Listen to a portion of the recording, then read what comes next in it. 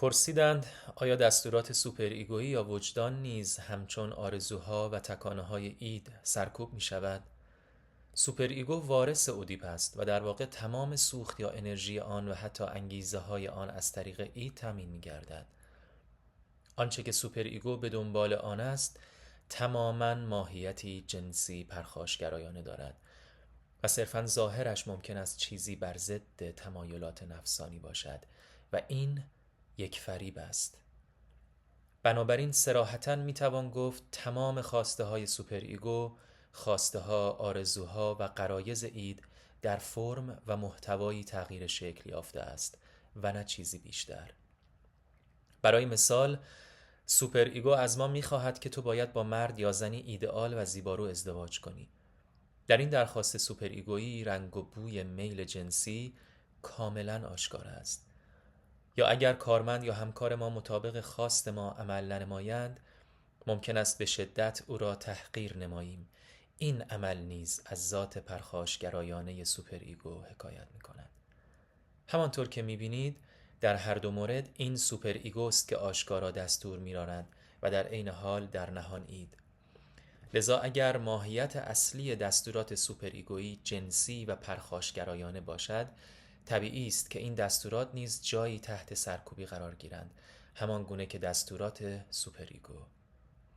مادری وسواسی را تصور کنید که تمام بدن نوزاد 4 ماهش را به بهانه نجاست روزی 3 مرتبه با آب داغ می شوید تا حدی که بدن نوزاد از فرط داغی آب همیشه کبود است. آنچه در این عمل وسواسی عیان است، سادیسم آشکار مادر در رابطه با نوزاد است. حال میپرسم که این خشم شدید مادر ماحصل اید است یا سوپر ایگو؟ سوپر ایگو از مادر میخواهد که فرزندت را دوست داشته باش یا اید؟ سوپر ایگو میگوید فرزندت را شکنجه بده یا اید؟ عشق در این میان سرکوب شده یا خشم؟ میبینید چطور در پاسخ به این سوالها سردرگم میشویم و نمیتوانیم متوجه شویم که بالاخره این عمل سادیستیک از کجا نشأت میگیرد؟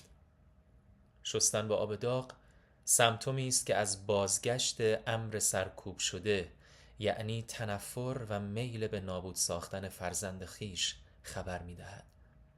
اما اینجا عشق مادر نیز همزمان سرکوب شده است که میتواند فضایی را برای او فراهم نماید تا این سادیستیک نوزاد بیچاره را شکنجه دهد. سوال را سخت‌تر می کنم.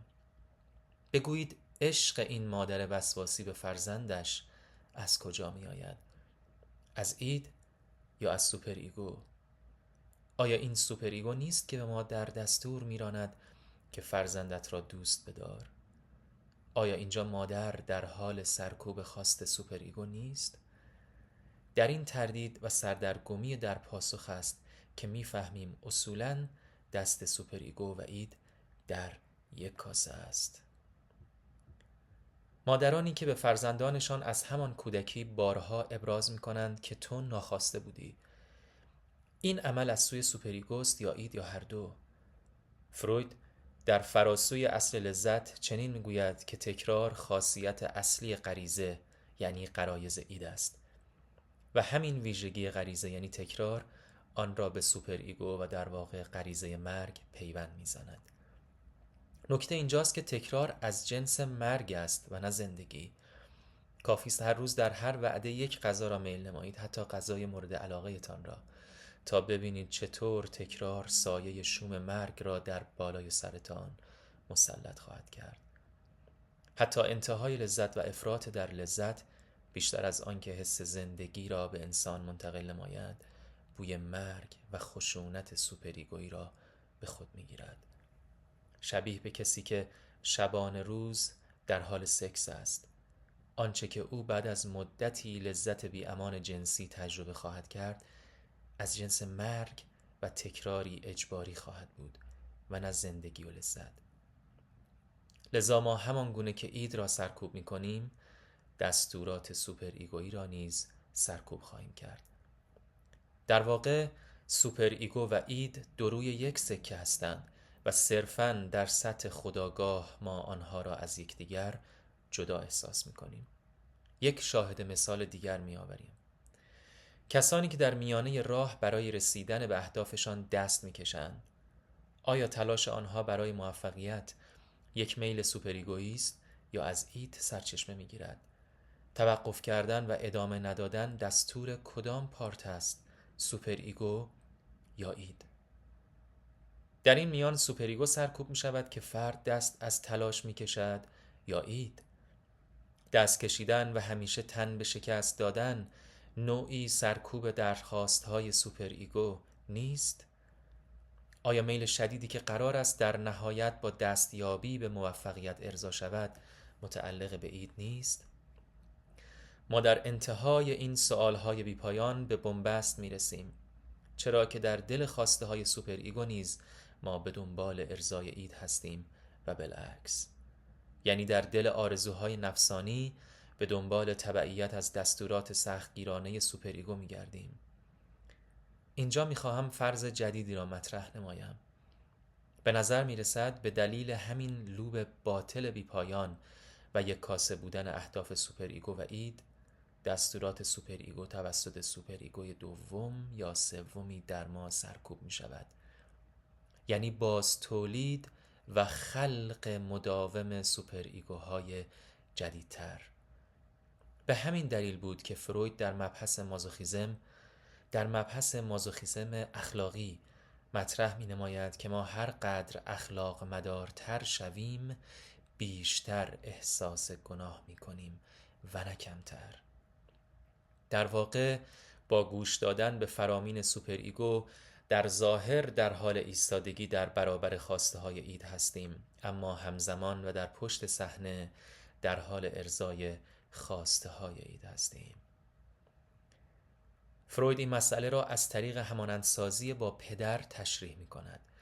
او می گوید به هنگام گوش سپاری به فرامین سوپرایگو گویی با سوپرایگو که همان پدر است همبستر نیز شده ایم و هر بار تن دادن به درخواست های سوپرایگو تن دادن به پدر نیز هست.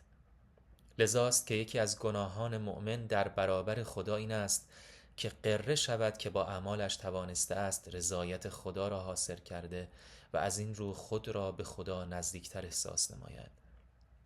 او باید همیشه خود را عبدی ذلیل، خاضع و مسکین ببیند که اعمال او هر قدر هم که بزرگ باشد اما در این حال حقیر و کوچک است و راهی به سوی خدا و رضایت او ندارد.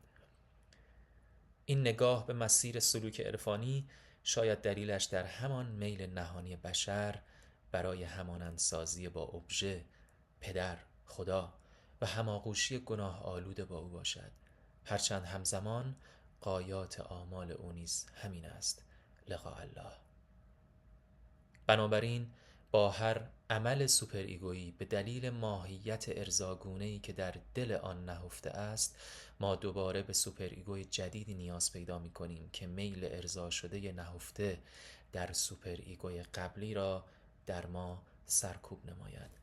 سوپرایگو بیش از آن که مسیری رشدی را برای ما رقم بزند، گویا یک رابطه جنسی سادومازوخیستیک را مدام باز تولید می‌کند. در نهایت یادمان نرود این سخن درخشان فروید را که والاترین امور انسانی همانا از پست‌ترین خواسته های اید ساخته و پرداخته می شود.